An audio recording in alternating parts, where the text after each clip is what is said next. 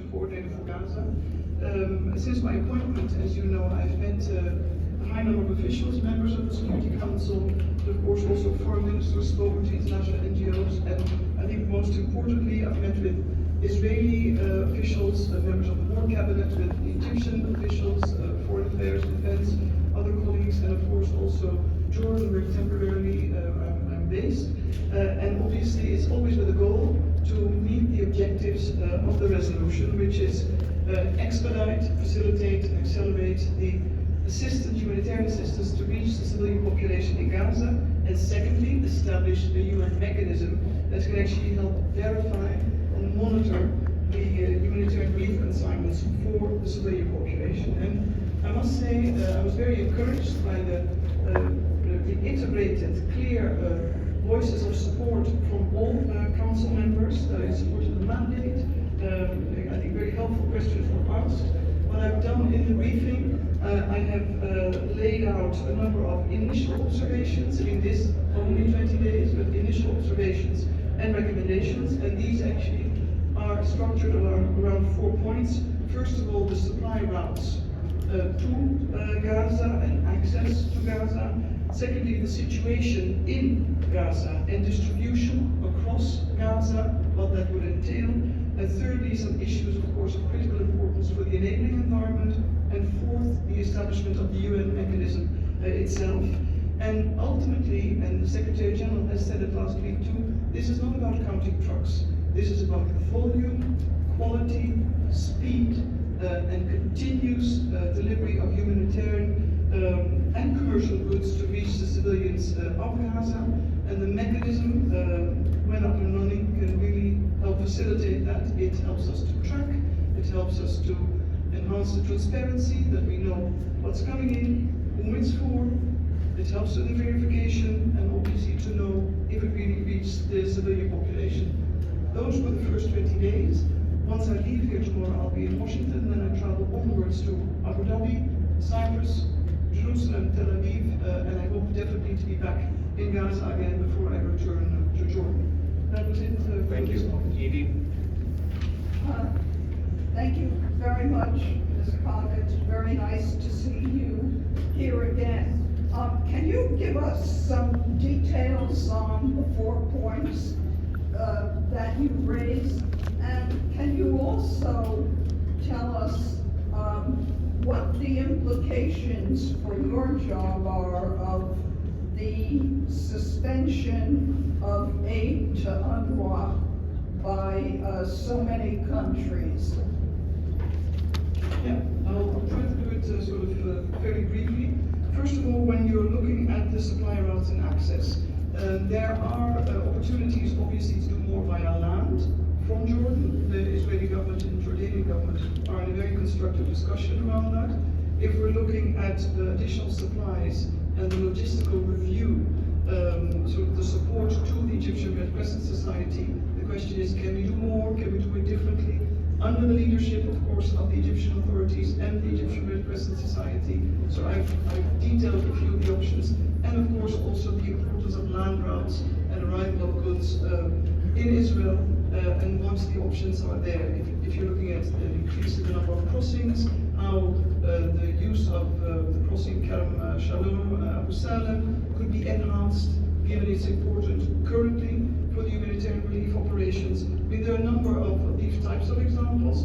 When you're looking at the distribution in Gaza, I very much laid out what, of course, is needed when it comes to deconfliction, when it comes to the operating environment, what humanitarian workers, not just the UN, would require to be able to reach all in Gaza, with particular regard for the population in northern Gaza, and then, of course, also the other discussions we need to have when it comes to, as I just mentioned, deconfliction, but also the types of supplies that are needed. So not only humanitarian, but also commercial, because before the 7th of October, there was a bulk of commercial goods that went into Gaza. Humanitarian assistance alone, as much as we beef it up, it won't meet the needs of the civilian population. A few examples. Thank you. My name is Sam Azim, and I read the newspaper. I just want first to follow up on my colleague's question that you didn't answer, which is how the cut of UNRWA funds is affecting your work. And my question is about, again, about the mechanism you talked about. How is this different from what you have now, given the fact that, if I understood you correctly, it is still the case that Israel will have to review every aid that comes into Gaza, even through Rafah, which means that you will still have all these bureaucracies there. Are you looking into a new way of, in the way that the United Nations is the party that's responsible to looking into these aid, like, for example, cross-border in Syria, for example? Why not have something like that, where you can have it more quickly? Thank you. Well, I think we first need to acknowledge that every situation is different. When it comes to UNRWA, it's not a question of how UNRWA would affect my work. It's how the potential risk to the operational ability of UNRWA to meet the needs of the civilian population in Gaza, how that's affecting the lives of the people in Gaza. That's the only thing that's at stake here. Of course, the Secretary General is meeting this afternoon a number of member states, as you know, and I believe it was just said as well in earlier sessions also with Stefano. He's taken very swift action, and Commissioner General Lazzarini has taken equally swift action. There will be an investigation, and independently on the 17th of January, Philippe had already announced an independent review. I do not want to precipitate that. It's also not within my purview, but it's very critical that we recognize the central role that UNRWA plays in the Gaza Strip in the delivery of humanitarian aid, and prior, of course, to the conflicts, when schools were open, or the clinics were open, or other facilities run by the agency. All those were services in support of the civilian population. So I can't precipitate this. There's an ongoing discussion, I think, and donor countries, of course, have set their parameters and also have given clarity. It's an ongoing discussion. There's no substitution for the humanitarian role that is played in Gaza. We need to all ramp up, given the totality of needs and the scale and the complexity of the crisis, but there's no substitution. The mechanism, I would say we do it in phases, as I've said in the Council. Currently, there's no space, given the fact that there is no ceasefire and the conflict is raging. There's no space to have monitors all over Gaza to work with the agencies to see, to verify and monitor how and to whom aid is distributed. This is in support of mandates of agencies.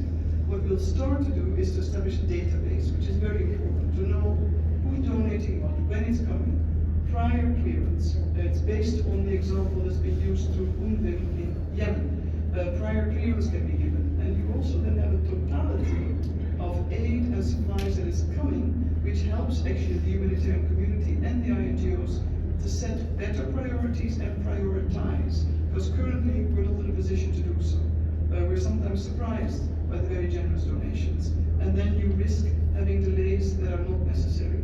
Equally so, there's an ask, for instance, that we will be very quickly based in Rafah, and then it depends on the consultations and negotiations and approval or agreement of the concerned member states on how the UN's role could be structured.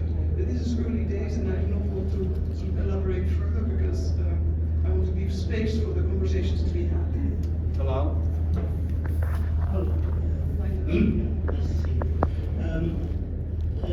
Resolution 2720 stipulates that your office should be in Gaza. You're not, you're in Amman. I'm sure you are keen to be in Gaza and between the people you're serving. Do you have an approximate time when this move from Amman to Gaza will happen? And secondly, do you plan to negotiate with the Israeli a permanent and accurate list of dual usage items? Because this is delaying the aid coming into Gaza through Rafah, because items are sometimes considered dual usage, go back to the end of the line, and the next day they let it go in the same balance, the same items. So there's no particular definition. What is the dual usage and what's not? In answer to your first question, it is as soon as conditions permit. And that, of course, depends also on security assessments. But I certainly hope it will be sooner rather mandate, it's my sincere intent to be based formally as per the resolution in Gaza and working from Gaza. Secondly, indeed, and I think that was a question I didn't answer yet to Ibtisam fully, we're also obviously discussing on behalf of the humanitarian community what would be the basic humanitarian commodities and goods that ought to be allowed into Gaza. And then you have a wide category within.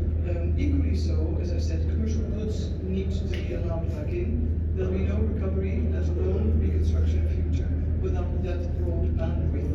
But these are not necessarily discussions we can resolve from one day to the next. But again, the mechanism and database provides us some transparency.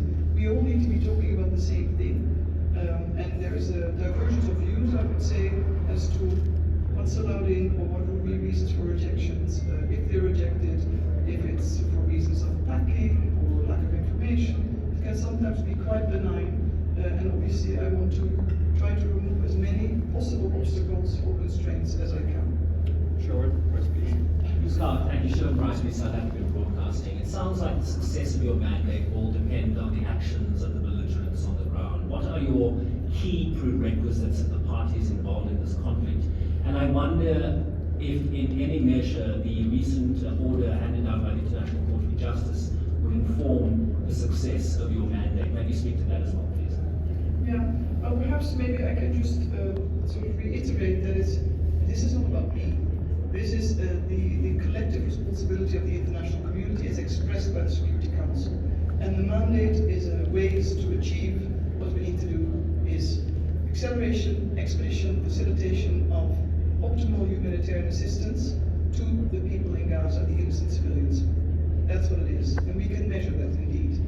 Are we doing more? Are we getting access? Are we supplying in a safe and secure manner? In any situation of conflict, of course, the absence of a ceasefire, of a temporary ceasefire, humanitarian ceasefire, has often been reiterated, is hampering, is causing delays, not only in the security and safety, but also, of course, if you look at the casualties, at the lack of maneuver to operate. So, I'm not sure if it's about success, it's about ability to achieve and meet the needs. That's the only indicator, as far as I'm concerned. A quick clarification, please.